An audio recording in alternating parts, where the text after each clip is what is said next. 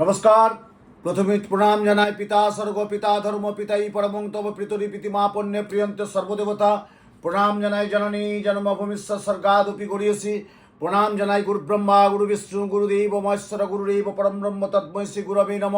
প্রণাম জানাই গুরুমাকে এবং আমার অসংখ্য আমার শুভানোধ্যায়ী শিষ্য ভক্তকে আমার আন্তরিক প্রীতি অভিনন্দন এবং আরও একবার আমার সকল ইউটিউবের ফেসবুকে সমস্ত যারা আমার প্রোগ্রামটা প্রতিনিয়ত প্রতিবেদনটা আমার দেখেন তাদের জন্য আর একবার নতুন করে কৃতজ্ঞতা এবং ধন্যবাদ জানাই। প্রণাম জানাই বিশ্বজয়ন্তী জয়তু মা কামাখ্যা মা কি। প্রণাম জানাই হর হর মহাদেব বাবা ভোলানাথ। তা আপনারা জানেন 2025 সাল অম্বুবাচী সেই মহেন্দ্র যোগ, যে অম্বুবাচী সম্পর্কে আমি একটা ভিডিও করেছিলাম। আজকে পুনরায় একটা আমি ভিডিও করছি, যেটা আগামী 22শে জুন রবিবার দুপুর 2:57 গতে 2025 সাল আগামী 22শে জুন রবিবার দুপুর 2:57 গতে অম্বুবাচী পবিত্রী মানে অম্বুবাচী পড়ছে। আর অম্বুবাচী নিবৃত্তি কী কবে হচ্ছে সেটা আগামী 25শে জুন বুধবার রাত্রি 3:21 গতে, মানে আমরা পাচ্ছি 22শে জুন রবিবার অম্বুবাচী পবিত্রী 2:57 গতে। আর অম্বুবাচীর নিবৃত্তি হচ্ছে আগামী 25শে জুন বুধবার ভোর অর্থাৎ মধ্যরাত থেকে পেরিয়ে ভোরবেলা 3:21 গতে অম্বুবাচীর নিবৃত্তি। তারপরে সেই লক্ষ লক্ষ হাজার হাজার লক্ষ লক্ষ মানুষের সেই মহাপীঠ জনিপীঠ তন্ত্রপীঠ সেই কামাখ্যা ধামের ঢল এবং পুজো। তার আগের থেকেও দর্শন চলবে, কিন্তু ওই যে অম্বুবাচী নিবৃত্তির পর যে একটা দর্শন, এই দর্শনটা মহাদর্শন। তা আপনারা জানেন আমি 26শে জুন আমরা দেখতে পাচ্ছেন 26শে জুন ভারতবর্ষে নীল পর্বতে কামাখ্যা ধামে যোনি মূর্তে নমস্তুতে তগমাতা জগত মাতা কামেশ্বরী কামাখ্যা মা কামাখ্যা পরদে দেবী নীল পর্বতে বাসীন নেই। 26শে জুন কামাখ্যা আমি উদ্দেশ্যে রওনা দিয়ে দিচ্ছি। বিগত দুটো যুগ অর্থাৎ 24-25 বছর আমি যাচ্ছি, প্রত্যেক বছর নয় যাই, মাত্র আমি 2 বছর যাইনি। ওই সময় করোনা জানেন সারা পৃথিবী স্তব্ধ ছিল, ওই সময় 2 বছর যেতে পারি না। তারপর প্রত্যেকটা বছর আমি প্রতিনিয়ত যাই ওখানে কামাখ্যা মায়ের দর্শন প্রদক্ষিণ, এবং কামাখ্যা জানেন এখনও বলি প্রধান আছে, সে বলিদানে অংশগ্রহণ থাকি। এবং কুমারী পূজা, যেটা কামাখ্যার বিশেষ হচ্ছে কুমারী পূজা। আপনারা জানেন, আপনারা সবাই জানেন যে তন্ত্রপীঠ জনিপীঠ শ্রেষ্ঠ পীঠ হচ্ছে মা কামাখ্যা। দেখুন আসাম হচ্ছে আমাদের কি জানেন তো জ্যোতিষের একটা বিরাট পাশ্চাত্য ঘরানা হচ্ছে আসাম থেকে কিন্তু উঠে এসছে আসাম। আর তন্ত্র তো জানেন কামাখ্যা 51 পীঠের শ্রেষ্ঠ পীঠ হচ্ছে জনিপীঠ, যেটাতে মা সতীর যে জনিটা পড়েছিলেন ওই জন্য মন্ত্রের মাধ্যমে বলছে ভারতবর্ষে নীল পর্বতে কামাখ্যা ধামে যোনি মূর্তে নমস্তুতে তগ মাতা জগত মাতা কামেশ্বরী কামাখ্যা মা কামাখ্যে পরদে দেবী নীল পর্বতে বাসী নেই। এই সেই মহাপীঠ জনিপীঠ তন্ত্রের বিশাল তন্ত্রের যে কি কাজ হয়, এবং সারা দেশ সারা পৃথিবীর লক্ষ লক্ষ হাজার হাজার লক্ষ লক্ষ মানুষ কোটি কোটি মানুষ ওই যে সাধু সন্ন্যাসীরা আসেন, ওই যে সাধু সন্ন্যাসীর সাথে একটু হলেও আমার সৌভাগ্য হয় আমি তাদের সাথে সঙ্গ দিতে পারি, তাদের পর্শে একটু পা আমি ধরতে পারি এবং কিছু জানার কৌতূহল থাকে। দেখুন মায়াংতন্ত্র আছে, সেটা অঘরীতন্ত্র, যেটা কামাখ্যা ধামে অঘরীতন্ত্র, কিন্তু অঘরীতন্ত্র তো আমাদের ঘরোয়া বেশি করা যায় না। কিন্তু তন্ত্রের যে কাজ, ধরুন বশীকরণ, ধরুন কালা জাদু, ধরুন বিষক্রিয়া, ধরুন উচাটন, ধরুন বানতন্ত্রের ক্রিয়া, এই কাজগুলো নাকি তন্ত্রের কিন্তু মূল্যবান জায়গা হচ্ছে কামাখ্যা। আর আপনারা জানেন যে এই কামাখ্যা এই সময় কি রাস্তা থাকে, আপনি ট্রেন বলুন ফ্লাইট বলুন যে কোনো জায়গায় বলুন যাওয়ার একটা বিরাট দুষ্প্রাপ্য হয়ে গেছে। হোটেল তো প্রায় অনেকেই নেই, বুকিং পাচ্ছে না। আমার সাথে জোনা 35-40 জন যাচ্ছে এবং আমি তাদেরকে আগের থেকে টিকিট ট্রেনের ব্যবস্থা করেছি। তারকেশ্বর টিম আছে, তারা যাচ্ছে বিভিন্ন জায়গা থেকে যাচ্ছে। এবং আমার গুয়াহাটি অনেক পরিচিত, আমার এত বছর যাওয়া গুয়াহাটি আমার নিজের অনেক কিছু পরিচিত আছে, অনেক ক্লায়েন্ট ওখান থেকে আমার কলকাতায় মিট করে বা ওখানে এসে মিট করে। তা আমি কামাখ্যা পল্টন বাজারের কাছে থাকি, একটা আমার ওখানে থাকার জায়গা আছে, ওখানে আমার একটা হোটেল বলা থাকে। এত বছর বিগত যাচ্ছি, পল্টন বাজারের কাছে থাকি। গুয়াহাটি মানুষেরা যোগাযোগ করতে পারে, অবশ্যই পারবেন। এরপর যেটা আসছি যে কামাখ্যা অম্বুবাচীর মাহাত্ম্যটা কি যেটা বললাম, এরপর এই অম্বুবাচী যোগে কি কি করবেন না আর কি কি করা উচিত, কি কি করা উচিত আর কি কি করবেন না, এই প্রতিবেদনটা একটু মনোযোগ সহকারে একটু দেখুন। দেখুন, প্রথমেই বলি অম্বুবাচী যোগ। এই অম্বুবাচী যোগে যেটা আমি ব্যক্তিগত যেটা আমি বলে থাকি, দেখুন এই সময় হচ্ছে রজস্বলা। মায়েরদের, প্রত্যেক মায়ের বোনেদের, আমার মায়ের বোনেদের যেটা আমাদের হয় মাসিক যেটা একটা পিরিয়ড যেটা হয় রজস্বলা, এই যে প্রতি বছর যেটা রজস্বলা দিন, এই যে অম্বুবাচী মহা বন্দের যোগ, জনির যোগ এবং তন্ত্রের যোগ, শ্রেষ্ঠ যোগ। এই যোগে একটা বলি, আপনারা বাড়িতে মায়েদের উদ্দেশ্যে বলছি, প্রত্যেককে মায়েদের উদ্দেশ্যে, বোনেদের উদ্দেশ্যে বলছি, চারটা দিন মাথায় শ্যাম্পু নেবেন না। 4টে দিন মাথায় শ্যাম্পু নেবেন না, নাম্বার 1। নাম্বার 2, পুরুষদের ছেলেদের জন্য বলছি, যদি পারেন একটু এড়িয়ে যান, মানে সেলুনে ওই দিন ওই 4টে দিন চুল দাড়িটা কাটবেন না। অর্থাৎ আপনি কী বারে কাটবেন না? রবি, সোম, মঙ্গল, বুধ, এই 4টে দিন সেলুনে চুল দাড়িটা কাটবেন না। কোনো জায়গায় ইন্টারভিউ দিতে যাচ্ছেন, কোনো জায়গায় কাজে যাচ্ছেন, কোনো অফিসে যাচ্ছেন, কোনো চাকুরি যাচ্ছেন, ওই 4টে দিন নতুন জুতোটা পরে যাবেন। আগে যে জুতোগুলো পরে যাচ্ছিল সেটা রেখে দিবেন। ওই 4টে দিনের জন্য একটা নতুন জুতো কিনে 4 দিন পরে যাবেন। নতুন জুতো ওই 4 দিনই পরবেন। আজকে পরলেন, কালকে পরলেন, পরশু পরলেন, বা 4 দিন হয়ে যাওয়ার পর আবার অন্য আপনি পুরনো জুতো ইউজ করতে পারেন। ছেলেদের উদ্দেশ্যে আরেকটা বলছি, প্রত্যেক দিন ওই 4 দিন একটু জামা কাপড় চেঞ্জ করুন। ধরুন আজকে একটা অফিসের জামা কাপড় পরে গেছেন, আবার কালকে ওইটা পরেছেন, না ওইটা করবেন না। ওই 4 দিনে একটু পরিষ্কার জামা কাপড় পরে যাবেন। মায়েদের উদ্দেশ্যে বলছি, দেখবেন একটা খুব টোটকা বলে দিচ্ছি, খুব কাজে, খুব খুব খুব কাজে লাগবে। ধরুন আপনার স্বামী কথা শুনছে না, আপনার স্বামী আপনার প্রতি একটু আলাদা মনোভাব দেখাচ্ছে, আপনার স্বামী, আপনি দেখতে পাচ্ছেন আপনি যেটা বলছেন সেই কথাটা আপনার প্রতি গুরুত্ব দিচ্ছেন না, স্বামী স্ত্রীর মধ্যে একটা মতপার্থক্য, মতবিরোধ দেখা যায়, ওই 4টে দিন একটা কাজ করবেন। যখন কপালে সিঁদুরটা পরবেন, আর যখন কপালে সিঁদুর স্মৃতিতে যখন সিঁদুরটা পরবেন, মায়েদের উদ্দেশ্যে, বোনেদের উদ্দেশ্যে কথাটা বলছি, ওই 4টে দিন কিন্তু রবি, সোম, মঙ্গল, বুধ, এই 4টে দিন যখন সিঁদুরটা পরবেন, ওই সিঁদুরটা পরে একটু বাঁকানি, একটু সিঁদুরটা টাচ করে দেবেন, যেমন বুঝতে না পারে, একটু বাঁকানি। যেমন আমরা ছোটোবেলায় দেখতেন না, যে আমাদের যখন ছোটোবেলায় যখন আমরা যেতাম, বা আমাদেরও বাচ্চা কাচ্চাকে যখন ছোট্টবেলায় একটু পার্কে বা কোথাও বাসে টাসে নিয়ে যায়, দেখবেন মায়ের একটু কালো টিপ দিয়ে দেয় এখানে, কেন যে নজরটা না লাগে। ঠিক আছে, এটা একটা বশীকরণের ক্রিয়া বললাম। সিঁদুরটা আপনি স্মৃতিতে পড়ছেন, স্বামীর মুখমণ্ডল করে, স্বামী হয়তো বাইরে গেছে, অফিসে গেছে বা কাছে গেছে, যখনই যা থাক না কেন আপনি, সুতরাং দিনের শেষে দেখবেন যখনই সিঁদুরটা পড়ছেন, এর সিঁদুরটা স্মৃতিতে পড়ে একটু বাঁকানে। আর ছেলেদের উদ্দেশ্যে বলছি, ধরুন আপনার স্ত্রী অকারণে আপনার সাথে মত পার্থক্য, অকারণে ঝামেলা করছে, অকারণে একটা তিক্ততা স্বামী স্ত্রীর মধ্যে হয়ে যাচ্ছে, দুজনে অ্যাডজাস্ট হচ্ছে না, একটু চুন মানে পান থেকে চুন খসলি দাও দাও করে একদম লেগে যাচ্ছে। ছেলেদের উদ্দেশ্যে বলছি, আপনারাও যদি একটু মেটে সিঁদুর, মেটে কালীঘাটের যে মেটের সিঁদুর, যেটা কালীঘাটের মায়ের যে মেটের সিঁদুরটা দেওয়া হয়, ওই মেটের সিঁদুরটা একটু যদি কপালে পড়ে, যদি কপালে পড়লে বুঝতে পারে, ঠিক আছে, কোনো একটা বুকে পড়বেন, পরে একটু ডান কান একটু টাচ করে দেবেন, দেখবেন আপনার স্ত্রী কিন্তু ঘনীভূত হয়ে যাবে, আপনার স্ত্রী আপনার বশীভূত হয়ে যাবে, আপনার স্ত্রী আপনার বশীভূত হয়ে যাবে, হতে বাধ্য। আর একটা যেটা বলেছি আমি প্রতি বছর যেটা করে আসি, যে মা কামাখ্যা ধামে অম্বুবাচী যোগে প্রত্যেকের জন্য আমি মায়ের নির্মাল্য, মায়ের প্রসাদ, মায়ের লক্ষ্মী করি এবং রক্তবস্ত্র প্রত্যেকের জন্য আমি সংগ্রহ করে নিয়ে আসবো, এবং যে সর্বরক্ষা কবচটা বানায়। এবার আপনি আমাকে বলবেন যে সর্বরক্ষা কবচ তো আমি গত বছরও নিয়েছিলাম, আমি তো এত বছর আছি, বা আপনি আমাকে কেউ এত প্রশ্ন করতেই পারে যে আমার তো ছেলের জন্য বিদ্যার কবচ দিতে, তাতে কি সর্বরক্ষা কবচটা নিতে হবে? অবশ্যই হবে। আপনার ছেলেকে দিয়েছেন, আপনার ছেলেকে পড়ার দরকার, আপনি নিজে পড়ুন। বাড়ির 4 জন, ধরুন আপনার স্বামী স্ত্রী বাচ্চা মেয়ে, হ্যাঁ আপনার স্বামী স্ত্রী ছেলে মেয়ে, বা আপনি স্বামী স্ত্রী 2 ছেলে, বা আপনার বাবা মা ছেলে পুত্রবধূ আছে, তা আপনার যে কোনো একজন সর্বরক্ষা কবচটা পড়বে। এটা মা কামাখ্যার সর্বরক্ষা, এটা পড়লে বিরাট বিরাট বিরাট অর্থনৈতিক, দাম্পত্য, শারীরিক, মানসিক সর্বদিক দিকে বিলাসবহুল থাকবে। এটা প্রতি বছর নয়, চেঞ্জও করতে হয়। তা আমার এখন থেকে তো অনেক আগের থেকে পুজো দেওয়া চলছে, এখনও আরও নতুন করে পুজো চলছে।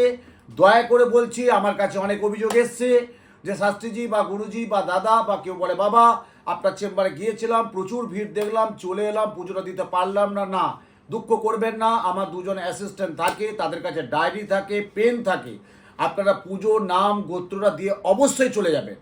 আর যারা সর্বরক্ষা কবচ বানাতে চায়, ধরুন আমি কতিপয়ের জন্য করি এবং খুব অল্প মূল্যে। দেখুন, একটা কামাখ্যায় কবচ বানাতে গেলে আমি নাট মন্দিরে বসে বানাই, যে নাট মন্দিরে বসে কুমারী পুজো করি, যে নাট মন্দিরে বসে আমি যজ্ঞটা করি, যে বিশ্বশান্তি যজ্ঞটা আমি কামাখ্যায় করব, যে যজ্ঞটা আমি নাট মন্দিরে কামাখ্যা ধামে যে নাট মন্দিরে যজ্ঞটা করব, তা সেখানে আমি কুমারী পুজোটা করি, ওখানে আমি যজ্ঞটা করি। তা সেই যজ্ঞের যে জিনিসটা আমার বানাই, ওটা কিন্তু সবার জন্য বানানো যায় না। আমাকে যদি এখন 100-150 জন্য বানাতে বলে, আমি পারবো না। আমি কতিপয়ের জন্য করব এবং তার জন্য ফটো দিয়ে যাবেন, নাম দিয়ে যাবেন, গোত্র দিয়ে যাবেন। তার জন্য কিন্তু একটু আপনাকে ওয়েট করতে হবে, কারণ যেহেতু আপনি সর্বরক্ষা কবচটা বানাবেন, আর যারা এত বছর আমার সাথে চিরাচরিতভাবে যোগাযোগ আছে, প্রতি বছর ন্যায় পুজো দিয়ে যান, তাদের জন্য বলছি, কষ্ট করে আপনাদেরকে নাম লেখাতে হবে না, চেম্বারে ওয়েট করতে হবে না, চেম্বারে অনেকক্ষণ ধৈর্য ধরতে হবে না।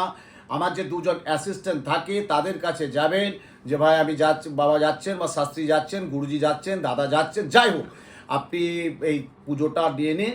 এবারে আমি জুলাই মাসে ফার্স্ট উইকে কখন কোন চেম্বারে সেই যে অমূল্য জিনিস, মায়ের নির্মাল্য, রক্তবস্ত্র, লক্ষ্মী করি, মা কামাখ্যার জল, ছবি, অক্ষয় সিঁদুর প্রত্যেকের হাতে তুলে দেবো।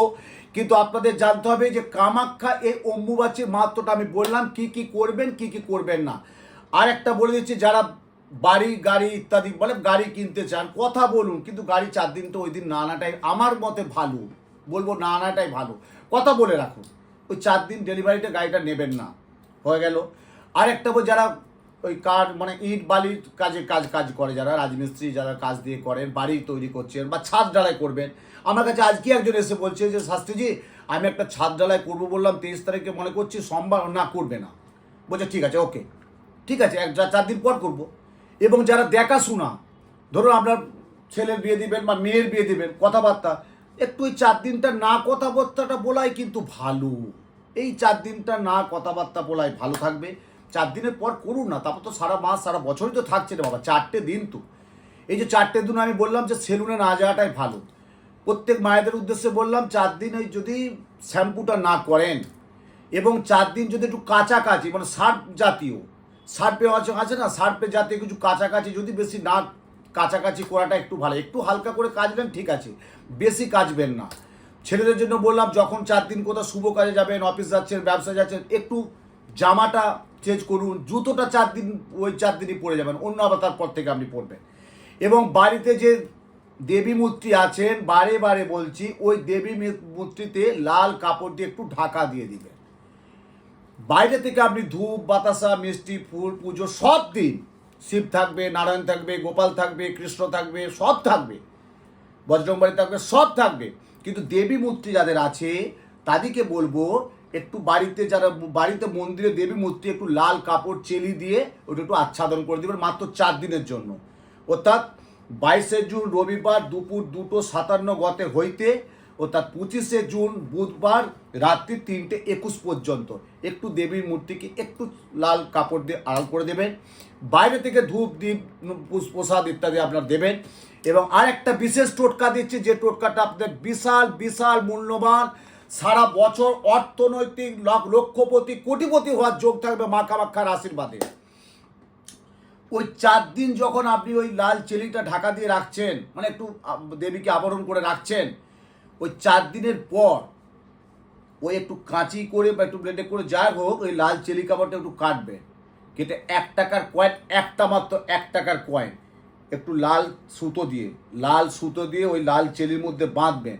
বেঁধে আপনি বাড়ির মেন দরজায় বা আপনার বাড়িতে কোনো অফিসে বা আপনার কোনো কর্মচন্দ্রের জায়গায়, আপনার কোনো অফিসের ড্রয়ারে বা আপনার ব্যবসা স্থানে লক্ষ্মী গণেশের কাছে, এবং যদি পারেন বাড়ির সামনে টাঙিয়ে রাখবেন, 1টা বছর রেখে দিবেন।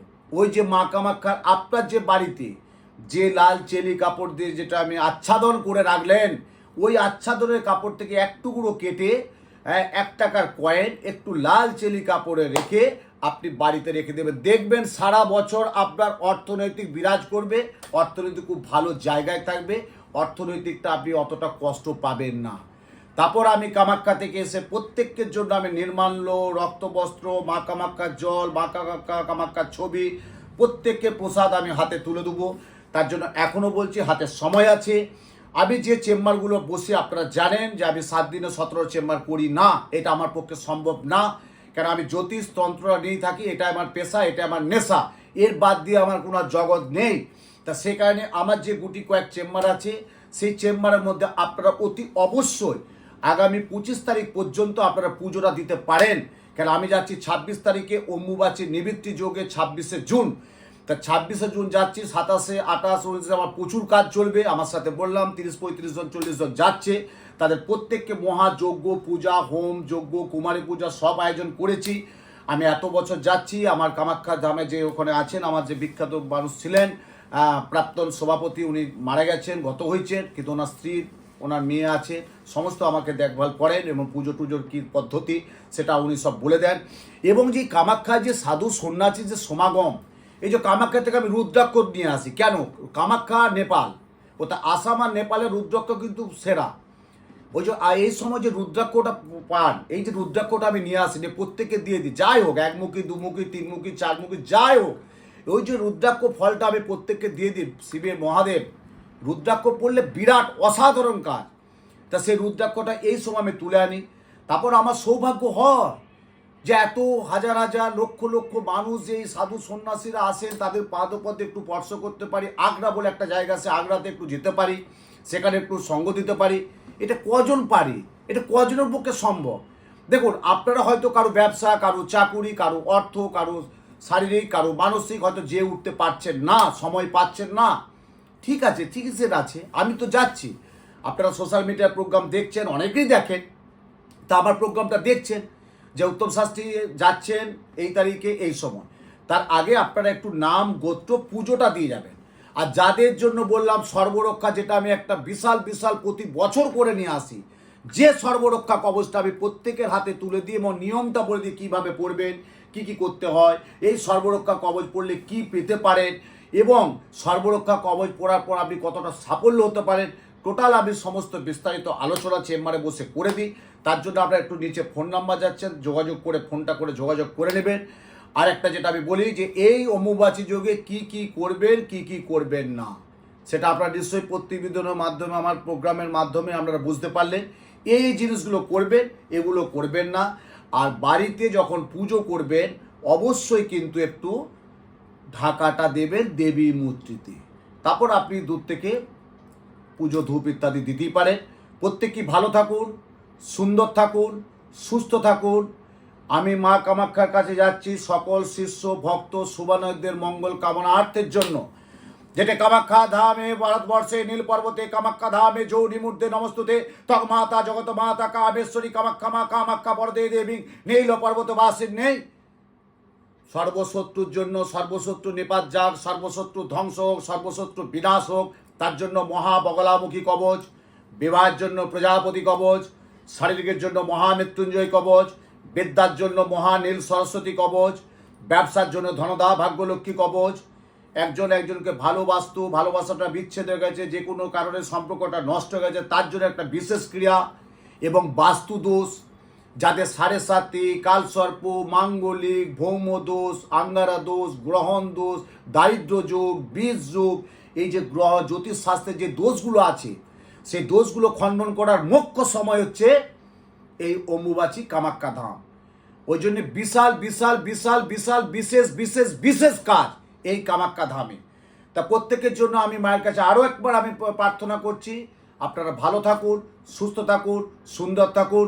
জয় মা কামাখ্যা, জয় মা কামাখ্যা, জয় মা কামাখ্যা।